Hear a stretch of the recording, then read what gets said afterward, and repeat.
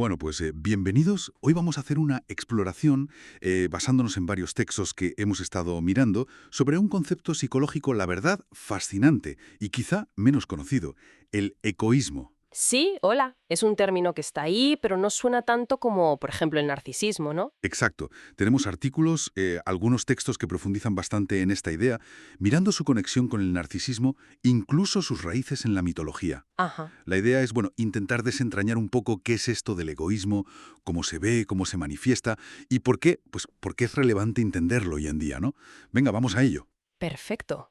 Pues sí, a menudo se dice que el egoísmo es como, bueno, la otra cara de la moneda del narcisismo, casi su negativo, diría yo. La otra cara. Claro, mientras la persona con rasgos narcisistas necesita ser el centro, la egoísta huye de cualquier protagonismo. Entiendo. Y es útil, creo, pensar en el narcisismo no como una caja, sí o no, sino como un espectro.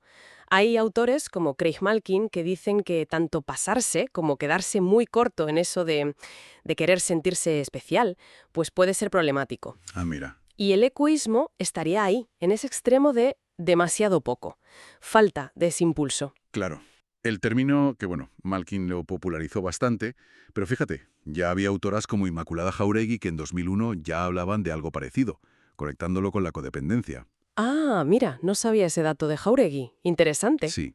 Y describe a personas que tienen un miedo, pero un miedo intenso, a parecer narcisistas, egoístas, acaparadoras. Mm. Les incomodan mucho los halagos, evitan destacar a toda costa y ponen las necesidades de los demás por delante, pero hasta un punto de casi anularse, ¿sabes? Sí, sí. Algunas fuentes hablan de un pánico ante sus propias necesidades. Es fuerte la expresión. Vaya, sí que lo es. Y esa conexión que mencionabas con la codependencia yo creo que es fundamental. Se relaciona mucho con lo que Karen Horney llamó la solución autoeliminadora. La solución autoeliminadora. Explica un poco eso. Pues esa tendencia a hacerse pequeño, a quitarse importancia, para evitar el conflicto, para evitar el daño, ¿no? No es solo ser modesto. No, no, claro. Es un patrón de relación muy arraigado. A veces se forma en familias complicadas, ¿sabes? Con dinámicas disfuncionales. Ya veo. Otros autores, Masterson, por ejemplo, habla de un narcisismo oculto, que suena paradójico, ¿no? Pero se refiere a que la persona se fusiona con otra para sentir que existe, para tener identidad. Váyatela. O Bouchot, que él lo ve casi como un espejo invertido del narcisismo. Usan defensas parecidas, pero hacia adentro. Se anulan en vez de inflarse. Qué interesante. Y para entenderlo mejor, los materiales que manejamos nos llevan a un sitio muy, muy sugerente. El mito de Eco y Narciso. Ah, sí, el mito clásico. Exacto. Según Ovidio, Eco era una ninfa muy elocuente, muy habladora, pero era la castiga.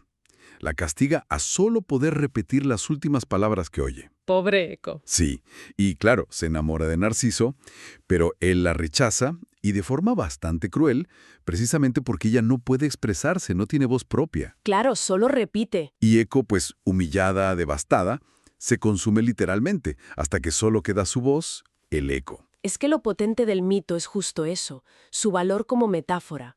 Eco pierde su voz, pierde su yo, su subjetividad. Ujú. Queda reducida a ser un reflejo de Narciso. Y esto ilustra perfectamente esa dificultad para tener una identidad propia, separada, que vemos en el ecoísmo o en la codependencia, como apunta Cermak. Es una imagen muy poderosa, sí. Y además el mito también sugiere dinámicas familiares que podrían ser caldo de cultivo para esto, ¿no?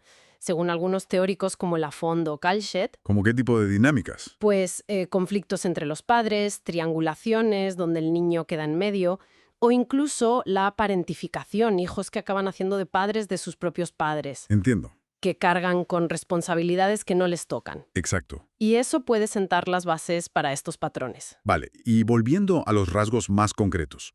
Las fuentes describen a las personas con rasgos egoístas como, bueno, muy sensibles emocionalmente. Sí, a menudo lo son. Siempre por miedo a molestar, a ser una carga. Ese miedo a ser una carga es muy central, sí. Y a menudo, y esto es paradójico, se sienten atraídas por personalidades, pues, narcisistas. Claro, es la dinámica complementaria. El que necesita atención y la que huye de ella, pero se la da al otro. Un encaje, pero desequilibrado. Totalmente. Mencionan el caso de una tal Raquel. que es un ejemplo muy claro. Intenta salvar a su pareja, a su hija, con problemas, olvidándose completamente de sí misma. Y sufriendo mucho, claro. Es el patrón del cuidador que se vacía. Sí, y sufriendo abandonos, además. Las consecuencias de este patrón pueden ser duras, ¿verdad? Durísimas.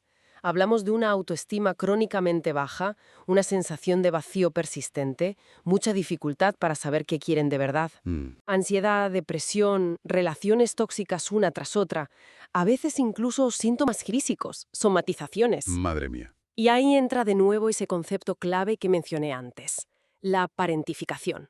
Olson y Garity hablan mucho de esto. El niño que cuida de los padres. Exacto. Invierte los roles, pierde su infancia, aprende que sus necesidades no importan, solo las del adulto.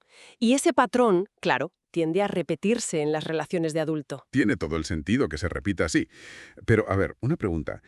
¿Cómo diferenciamos esto de, no sé, de ser simplemente muy tímido o tener la autoestima baja en general? ¿Dónde está la línea? Es una muy buena pregunta. La diferencia clave, según se desprende de los textos, es que el egoísmo es fundamentalmente un patrón relacional. Relacional, vale. No se trata solo de ser introvertido o inseguro en general. Es un miedo muy específico a la propia necesidad y una tendencia a organizarse la vida en torno a las necesidades del otro, muy ligado a dinámicas de codependencia. O sea, el foco está en cómo se relaciona con los demás más que en cómo es uno por dentro. Exacto.